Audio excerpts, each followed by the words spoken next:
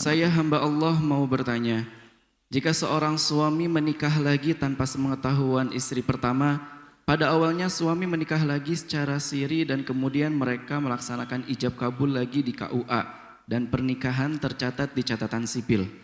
Selang beberapa waktu istri pertama mengetahui pernikahan tersebut dan mengajukan gugatan pembatalan pernikahan mereka di pengadilan agama.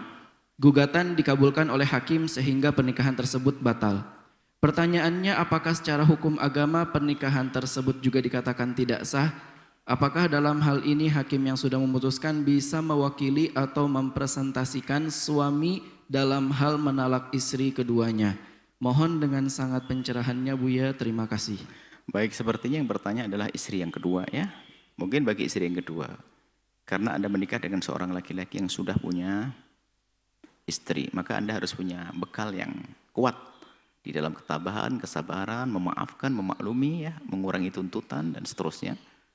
Karena jangan sampai suami Anda bebani dengan bermacam-macam tuntutan. Karena suami Anda perlu menyesuaikan. Nah, kadang di saat seorang istri yang kedua ini sudah mulai memperbanyak tuntutan sehingga menjadikan kegelisahan seorang suami. Sehingga seorang suami bisa melakukan sesuatu yang merugikan juga. Tapi peringatan juga bagi seorang suami kalau ingin menikah lagi, hati-hati, ini bukan main-main, ada tanggung jawab di hadapan Allah. Jangan pernikahan 2, 3 itu hanya sekedar main-main. Harus ada tanggung jawab di hadapan Allah Subhanahu wa taala. Mana tanggung jawab nanti apa? Harapan-harapan ke depan itu adalah dia bertanggung jawab bukan hanya sekedar harus ada tanggung jawab di hadapan Allah. Dan bukan main-main. Baik, kemudian ini nasihat buat istri. Istri yang pertama, jika menemukan suami harus dinasihati semuanya. Istri yang kedua harus dengan ketabahan. Suami jangan asal nikah, harus ada tanggung jawab. Kemudian istri yang kedua ini harus betul menjaga. Kalau selama ini memang tidak tahu ya Anda jangan menuntut untuk tahu, kasihan suamimu. Takut dia terbebani.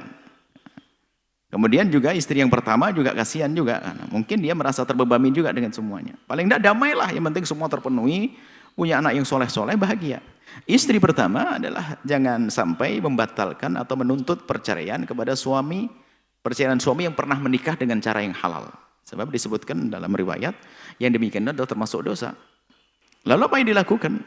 Anda sabar. Saya nggak sabar. Sejauh mana ketidaksabaran Anda? Ketidakmampuan Anda seperti apa? Nggak kuat, nggak bisa dibuat-buat. Tapi kalau nggak kuat, nggak kuat, belajar. Nggak kuat. Kalau sampai mengarah kepada bahaya kepada dirinya, maka di saat seperti itu beda babnya.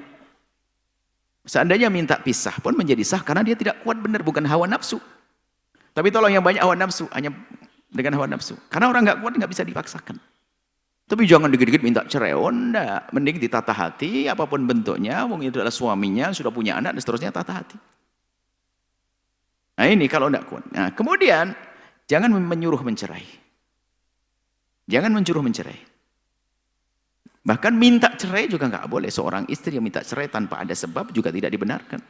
Kalau sebabnya karena tidak kuat dan sebagainya, mungkin perilaku yang kedua enggak benar dan sebagainya, atau mohon maaf, sesuatu yang semuanya bisa mengukur masing-masing.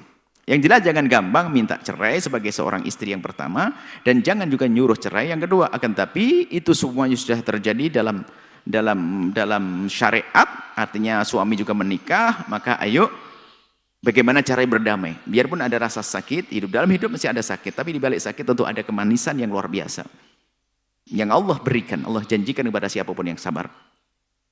Kemudian masalah perceraian, nggak bisa secara hukum itu kalau seorang yang tidak ada hubungannya dengan suami dan istri mencerai, nggak ada.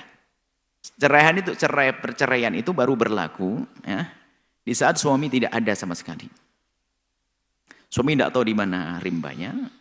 Kemudian mahkamah berperan di sini. Biarpun itu adalah khilaf mazhab Syafi'i, nggak bisa kecuali sampai diperkirakan sudah mati. Mazhab yang lain berkenakan.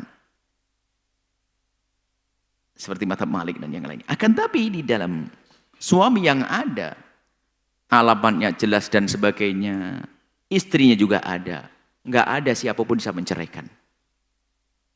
Mahkamah nggak bisa mencerai, tiba-tiba mahkamah si fulan cerai nggak enak banget, nanti lah ini bahaya kalau dibuka celah ini, tiba-tiba ini ada cerai fulan cerai dibayari 100 juta, nggak bisa mencerai. Kecuali ada tuntutan dari seorang istri minta cerai dengan alasan yang bisa diterima, atau suami sendiri mengajukan untuk menceraikan. Kalau nggak ada salah satu dari duanya nggak bisa, istri ke istri yang lain nggak bisa, dan nggak akan jatuh cerai itu apapun bentuknya. Mau nggak bener, wong istri tidak. Kecuali mungkin, wallah alam, ada pemalsuan, tuntutan perceraian dan sebagainya. Tapi kalau secara normal nggak ada. Ini kalau dibuka ini kan bahaya banget. Orang kalau pengen menceraikan seorang, saya pengen nikah dengan suaminya dia. Akhirnya ke mahkamah bayar 500 juta. Tolong Pak Mahkamah ceraikan dia. Nggak enak aja. Nggak bisa. Jadi perceraian itu bisa karena pengajuan seorang istri. Apakah nanti namanya khulu. Atau seorang suami. Atau memang karena cerai seorang istri dirolimi ngajukan mahkamah biar dicerai oleh cerai hakim. Tapi kalau tiba-tiba nggak ada ini, nggak ada apa-apa. Hanya tuntutan orang lain. Kedua orangnya. Suami istri yang nggak ada urusan apa-apa, tiba-tiba orang lain, apakah istri pertama ngajukan cerai, nggak bisa mencerai istri kedua, nggak bisa, membatalkan nggak bisa. Seperti itu, ya, tidak ada. Setelah ini kami himbau tetap berdamai, berdamai baik-baik ya, sesuai dengan yang kami sampaikan tadi. Semoga Allah menjaga semua, melindungi semuanya, memuliakan semuanya, berikan kebahagiaan kepada semua. Yang pertama, yang kedua, dan semuanya bahagia. Ya, jangan sampai sudah terjadi begini malah terjadi percekcokan yang panjang tidak indah. Allah alam bisawab.